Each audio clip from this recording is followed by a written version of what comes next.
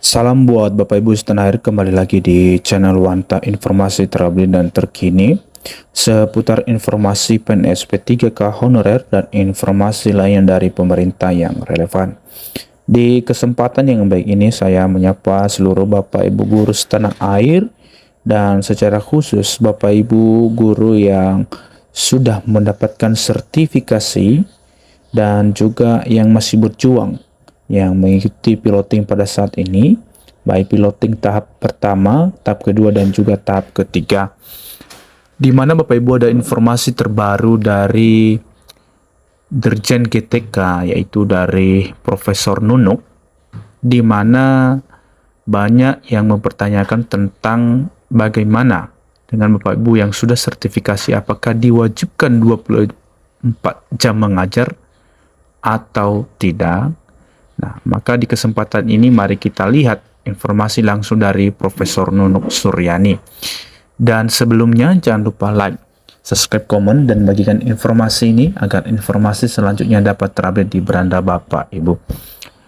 Info PPG dalam jabatan, apakah PPG tidak mensyaratkan 24 jam mengajar? Simak penjelasan Profesor Nunuk Suryani.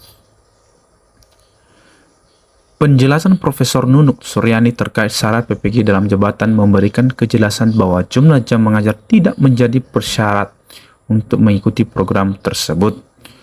Poin penting yang disampaikan adalah bahwa selama guru baik itu honorer, ASN, PNS, atau GTY telah terdata di Dapodik dari tahun 2023 sampai 2024 dan aktif, serta memiliki ijazah S1 atau D4, mereka tetap berkesempatan untuk mengikuti PPG.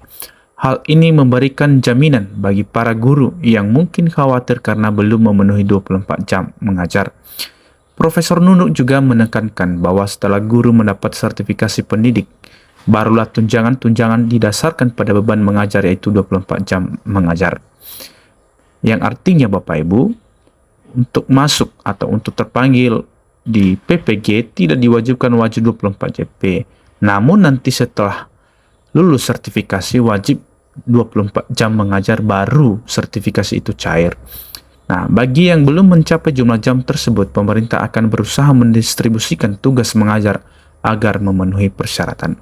Dengan demikian, tujuan utama dan program PPG adalah memastikan bahwa semua guru yang memenuhi syarat secara administratif tetap dapat meningkatkan kompetensinya melalui pendidikan profesi. Hal ini juga mencerminkan kebijakan PPG dalam jabatan yang lebih fokus pada peningkatan kualitas pendidikan, bukan hanya mengejar syarat administratif semata. Distribusi jam mengajar adalah proses alokasi beban mengajar kepada guru untuk memastikan mereka memenuhi persyaratan minimal jam mengajar, yang umumnya 24 jam tatap muka per minggu agar memenuhi syarat untuk menerima izin sertifikasi atau tunjangan profesi lainnya. Berikut adalah beberapa cara distribusi jam mengajar yang mengajar di beberapa kelas atau tingkatan. Jika dalam satu kelas beban mengajar seorang guru tidak mencukupi 24 jam, maka guru tersebut dapat dialokasikan untuk mengajar di kelas atau di tingkatan lain. Misalnya guru mata pelajaran tertentu bisa mengajar di beberapa kelas yang berbeda dalam satu sekolah, mengajar di sekolah lain. Guru yang tidak mencapai beban mengajar 24 jam di satu sekolah dapat diberikan tugas tambahan untuk mengajar di sekolah lain. Proses ini biasanya diatur oleh Dinas Pendidikan setempat untuk alokasi jam yang merata. Guru dapat mengajar lebih dari satu sekolah, baik negeri maupun swasta, asalkan terdaftar di Dapodik. Mengajar di sekolah non-formal atau program khusus. Selain mengajar di sekolah formal, jam mengajar juga dapat dipenuhi dengan mengajar di sekolah non-formal atau program khusus, seperti program kesetaraan paket A, B, atau C, bimbingan belajar atau kegiatan pendidikan lain yang diakui oleh pemerintah. Tugas tambahan. Beberapa tugas tambahan yang terkait dengan pendidikan juga dapat dihitung sebagai jam mengajar. Misalnya, kepala sekolah, wakil kepala sekolah, koordinator bidang tertentu, atau pengawas sekolah. Namun tugas tambahan ini harus memiliki surat keputusan SK resmi dari kepala sekolah atau dinas pendidikan. Mengajar di luar bidang sertifikasi. Dalam beberapa kasus, guru yang belum mencapai 24 jam mengajar bisa diberi tugas mengajar mata pelajaran di luar bidang sertifikasinya. Selama hal ini memungkinkan dan sesuai dengan kebutuhan sekolah, namun hal ini harus tetap sesuai dengan kebijakan berlaku dan diarahkan oleh pihak terkait. Melalui penataan dan retribusi guru, Dinas Pendidikan atau Kementerian Pendidikan akan berperan dalam menata dan mendistribusikan guru secara adil. Mereka akan menempatkan guru di sekolah-sekolah yang kekurangan tenaga pengajar, sehingga jumlah jam mengajar dapat terpenuhi. Ini terutama berlaku di daerah-daerah yang kekurangan guru, di mana mendistribusikan bisa dilakukan untuk menyeimbangkan kebutuhan. Mengikuti kegiatan pengembangan profesi. Kegiatan pengembangan profesi guru seperti mengikuti seminar, pelatihan lokakarya, atau kegiatan sejenis yang diakui oleh Dinas Pendidikan, serta dapat juga dihitung sebagai bagian dari memberikan jam kerja, meskipun sifatnya lebih sebagai tambahan daripada menggantikan jam mengajar utama. Kolaborasi antar sekolah. Dalam beberapa situasi, sekolah-sekolah dapat bekerjasama untuk berbagi guru yang memiliki beban mengajar yang kurang. Misalnya, seorang guru dapat mengajar di 2 sekolah dalam satu kawasan dengan perjanjian kerjasama antara kedua sekolah tersebut. Tantangan dalam distribusi jam mengajar. Di beberapa daerah, terutama di daerah terpencil, jumlah guru yang terlalu banyak atau terlalu sedikit dapat menyulitkan proses pendistribusian jam mengajar.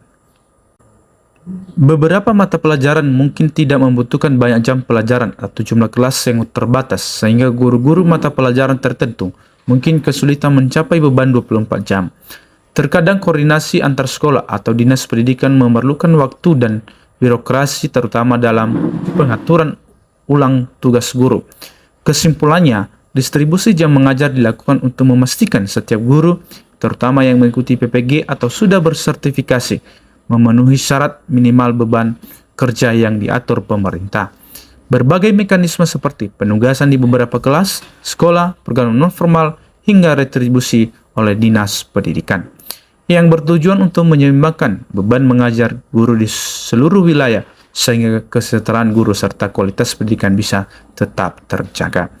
Demikian informasi ini Bapak Ibu mengenai beban mengajar, baik buat Bapak Ibu yang diajukan untuk mengikuti PPG ataupun yang telah selesai mengikuti PPG dan telah sertifikasi, maka itu sangat berbeda Bapak Ibu. Bagi Bapak Ibu yang diajukan untuk mengikuti PPG tidak diwajibkan 24 jam pembelajaran.